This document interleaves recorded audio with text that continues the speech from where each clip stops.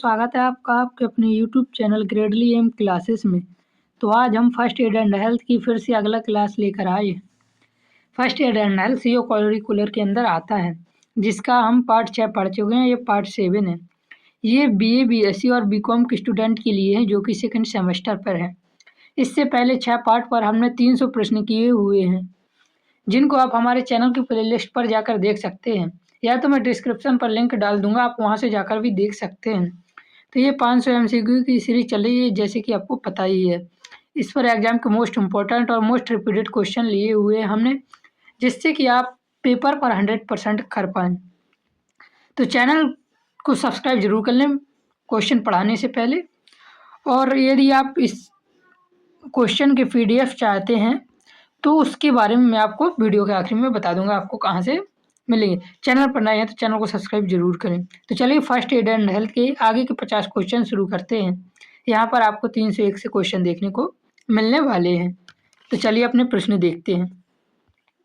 हमारा पहला प्रश्न दिया हुआ है, निम्न में से कौन मस्तिष्क का भाग नहीं है? तो इसका सही आंसर हो जाएगा नेफ्रॉन। नेफ्रॉन मस्तिष्क का भाग नहीं है, यह किडनी यानी गुर्दे का भाग है। बाकी सेरिब्रम, सेरिबेलम और ब्रेन स्टेम मस्तिष्क के मुख्य भाग हैं। चलिए अगला प्रश्न देखते हैं। अगला प्रश्न हमारा दिया हुआ है, निम्न रक्त शर्करा के कारण बेहोश व्यक्ति को क्या देना चाहिए? तो इसका सही आंसर हो जाएगा ग्लूकोज। रक्त शर्करा के कारण बेहोश व्यक्ति को ग्लूकोज देना चाहिए। शरीर में शुगर कम होने पर मस्तिष्क को तुरंत ऊर्जा की आवश्यकता होती है। अगर निम्न रक्त शर्करा है तो ग्लूकोज देने से उसे तुरंत ऊर्जा मिल जाएगी। चलिए अगला प्रश्न देखते हैं। अगला प्रश्न दिया हुआ है, निम्न में से कौन सिर की चोट नहीं है? तो इसका सही आंसर है स्ट्रेन। स्ट्रेन मांसपेशियों में आने वाला खिंचाव है, यह सर की चोट नहीं है। जबकि बाकी 3 सर की चोट है, हेमटोमा, हेमरेज और कंक्शन सिर की चोट है। स्ट्रेन मांसपेशियों पर होने वाला खिंचाव है। अगला प्रश्न देखते हैं। अगला प्रश्न दिया हुआ है, मानव का संपूर्ण आहार नाल लगभग कितनी मीटर लंबी होती है? तो इसका सही आंसर है, यह लगभग 9 मीटर लंबी होती है। यह मुंह से लेकर एनस तक फैला होता है। तो यह नली लगभग फीट में बात करें तो लगभग 30 फीट होती है, जिस पर 6 मीटर छोटी आंत होती है और 1.5 मीटर की बड़ी आंत होती है और 1.5 मीटर पर और अन्य भाग होते हैं। अगला प्रश्न हमारा दिया हुआ है, कौन सा अंग रक्त शर्करा को स्तर को नियंत्रित करता है? तो रक्त शर्करा यानी ब्लड शुगर को कौन नियंत्रित करता है? तो इसका सही आंसर है अग्न्याशय। रक्त शर्करा के स्तर को अग्न्याशय यानी पैंक्रियाज में इंसुलिन नामक हार्मोन बनाता है, जो खून में शुगर की मात्रा को कंट्रोल करता है। अगला प्रश्न हमारा देखिए 306 दिया, मानव शरीर की सबसे बड़ी रासायनिक फैक्ट्री किसे कहते हैं? तो इसका सही आंसर है यकृत। मानव शरीर की सबसे बड़ी रासायनिक फैक्ट्री यकृत है। यकृत के शरीर में 500 से अधिक कार्य होते हैं। यकृत में 500 से अधिक कार्य होते हैं, जिसमें विषैले पदार्थों को खत्म करना और रसायनों का निर्माण करना होता है। इसलिए यकृत को शरीर की सबसे बड़ी रासायनिक फैक्ट्री कहा जाता है। अगला प्रश्न हमारा देखिए दिया हुआ है, दस्त के कारण शरीर में मुख्य रूप से किसकी कमी होती है? तो इसका सही आंसर हो जाएगा पानी की। दस्त के कारण शरीर में मुख्य रूप से पानी की कमी हो जाती है। अगला प्रश्न हमारा देखिए दिया हुआ है, 10 वर्षों से अधिक आयु के बच्चे को दस्त होने पर हर बार कितना ORS देना चाहिए?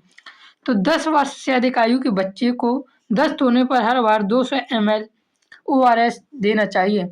डिहाइड्रेशन यानी निर्जलीकरण से बचने के लिए बड़े बच्चों और वयस्कों को हर दस्तक के बाद लगभग 1 गिलास 200 ml ORS पीना चाहिए। अगला प्रश्न हमारा देखिए, भोजन विषाक्तता से सबसे अधिक कौन सा तंत्र प्रभावित होता है? तो इसका सही आंसर है पाचन। भोजन विषाक्तता यानी फूड पॉइजनिंग से सबसे ज़्यादा पाचन तंत्र प्रभावित होता है।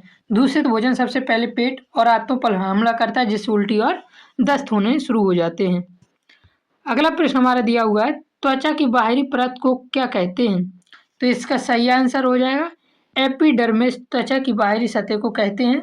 यह त्वचा की सबसे ऊपरी रक्षात्मक परत होती है, जो हमें बाहरी वातावरण से बचाती है।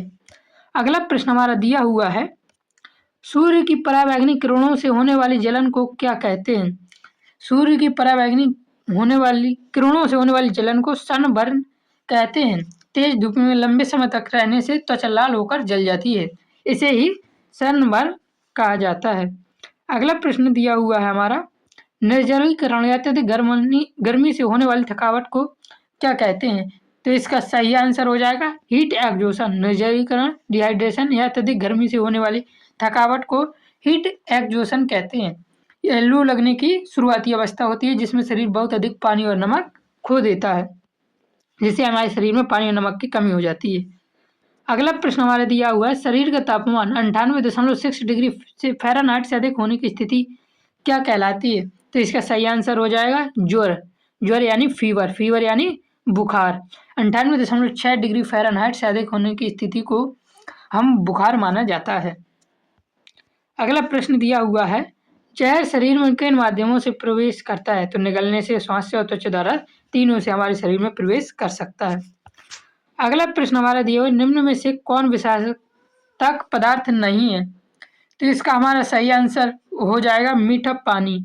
मीठा पानी एक विषाक्तक पदार्थ नहीं है, जबकि अन्य 3 घरेलू उपयोग डिटर्जेंट, पाउडर, फर्नीचर पॉलिश और कीटनाशक विषाक्तक पदार्थ हैं। अगला प्रश्न देखते हैं। अगला प्रश्न दिया हुआ है, नींद की गोलियां अधिक मात्रा किस तंत्र को प्रभावित करती है? तो इसका सही आंसर हमारा हो जाएगा तंत्रिका तंत्र, नर्वस सिस्टम। नींद की दवाएं सीधे मस्तिष्क और नसों को सुस्त कर देती है, जिससे व्यक्ति कोमा में भी जा सकता है। तो नींद की गोलियां सबसे अधिक किस तंत्र को प्रभावित करती हैं? तो तंत्रिका तंत्र को। अगला प्रश्न देखते हैं। अगला प्रश्न दिया हुआ है, यदि फेफड़े स्वस्थ ना हो तो शरीर को क्या नहीं मिल पाता है? यदि फेफड़े स्वस्थ नहीं होंगे तो शरीर को ऑक्सीजन नहीं मिल पाएगा। अगला प्रश्न हमारा दिया हुआ है, निम्न में से कौन पदार्थ त्वचा के माध्यम से शरीर में प्रवेश कर सकता है? तो इसका सही आंसर हमारा हो जाएगा खरपतवार नाशक। खेत में इस्तेमाल की जाने वाली यह एक कीटनाशक है जो त्वचा द्वारा सूख लेती है और जहर जैसा फैल सकता है। इसका अगला क्वेश्चन दिया हुआ, प्राथमिक सहायता देने के बाद हाथ किससे धोना चाहिए? साबुन से, हैंड वॉश से, सैनिटाइजर से, जो उपलब्ध हो। तो इसका सही आंसर हो जाएगा जो उपलब्ध हो। साबुन हो उपलब्ध हो तो साबुन से, हैंड वॉश हो तो हैंड वॉश से, सैनिटाइजर उपलब्ध हो तो सैनिटाइजर से। तो इसका सही आंसर हो जाएगा जो उपलब्ध हो उससे हाथ धोना चाहिए।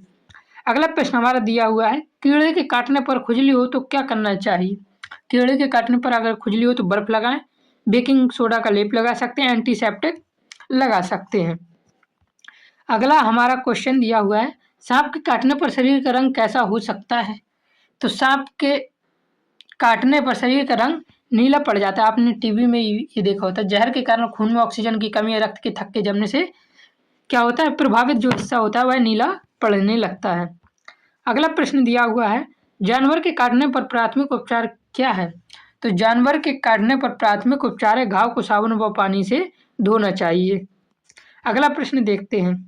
अगला प्रश्न, मानव शरीर में मुख्य संवेदी अंग कितने हैं? तो मानव शरीर में मुख्य संवेदी अंग 5 हैं। आँख, कान, नाक, जीभ और त्वचा, ये 5 प्रमुख ज्ञानेंद्रियां और यही संवेदी अंग है। अगला प्रश्न देखिए, निम्न में से कौन संवेदी अंग नहीं है? तो इसका सही आंसर हो जाएगा गला। आँख, नाक, कान तो संवेदी अंग है, गला हमारा एक संबंधी अंग नहीं है। अगला प्रश्न हमारा दिया हुआ, आँख के पारदर्शी भाग को क्या कहते हैं? तो इसका सही आंसर है कॉर्निया।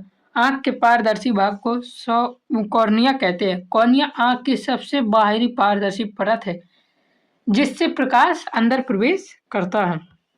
अगला प्रश्न हमारा दिया हुआ, आँख का कौन सा भाग छवि को मस्तिष्क तक पहुंचाता है? तो इसका सही आंसर है रेटिना।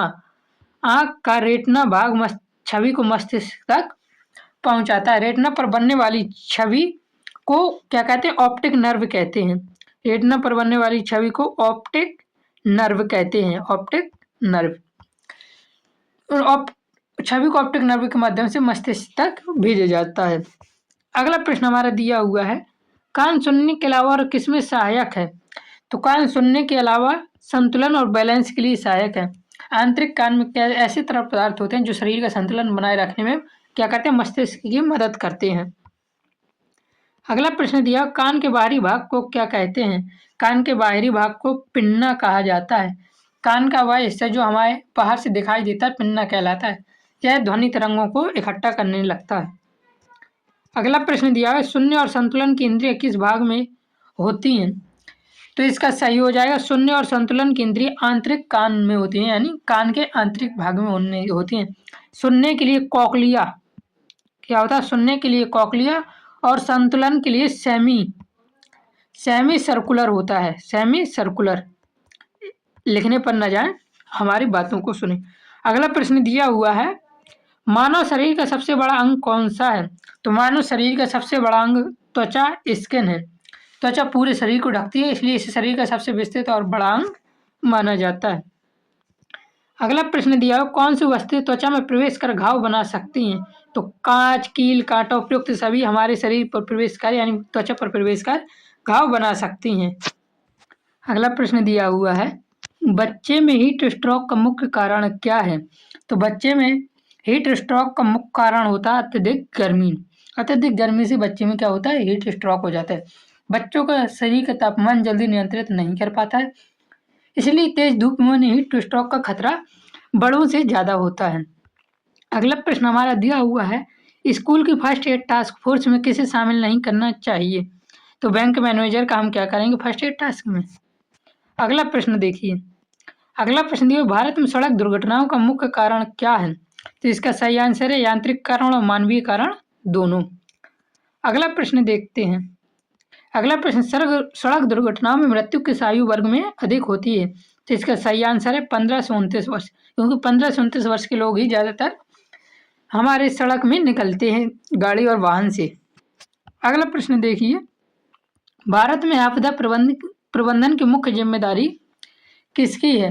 तो इसका सही आंसर हो जाएगा केंद्र सरकार की।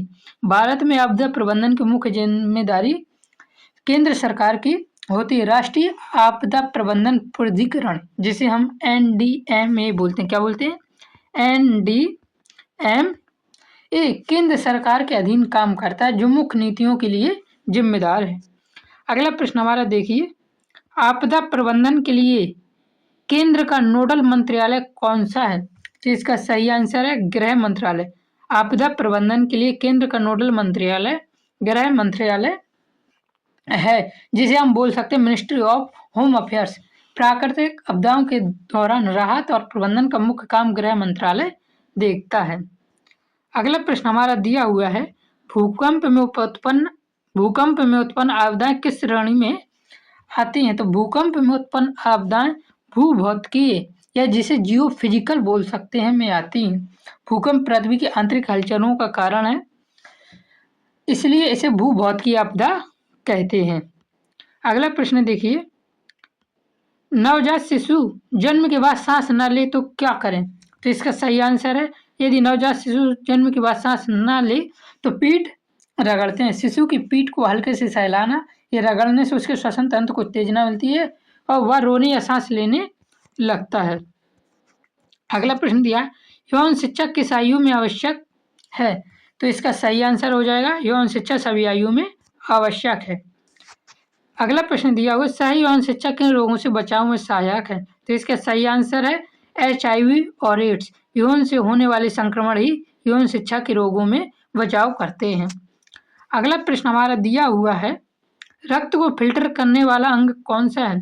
तो रक्त को वैसे तो फेफड़े और गुर्दा यानी किडनी दोनों हमारे रक्त को फिल्टर करते हैं। फेफड़े शरीर में ऑक्सीजन पहुंचाते हैं और कार्बन डाइऑक्साइड निकालते हैं। गुर्दा हमारे शरीर को रक्त को छानकर फिल्टर करते हैं।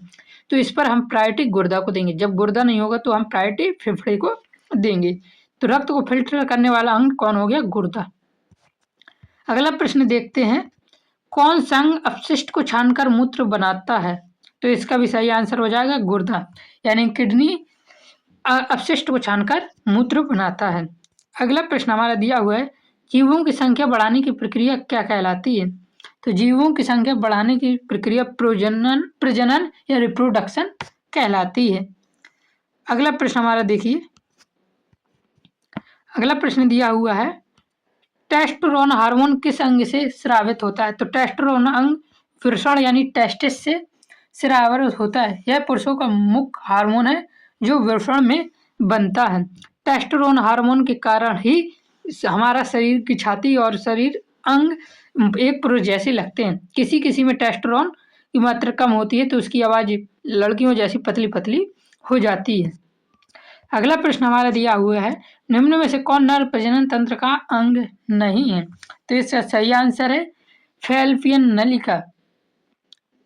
नर प्रजनन तंत्र का अंग नहीं है। फैल्लोपियन नलिका महिला प्रजनन तंत्र यानी लड़कियों के प्रजनन तंत्र का हिस्सा है, जहाँ क्या होता है निषेचन आप लोग जानते होंगे, फर्टिलाइजेशन। अगला प्रश्न हमारा दिया हुआ है, एक स्वस्थ वयस्क में 1 मिनट में श्वसन दर क्या होती है?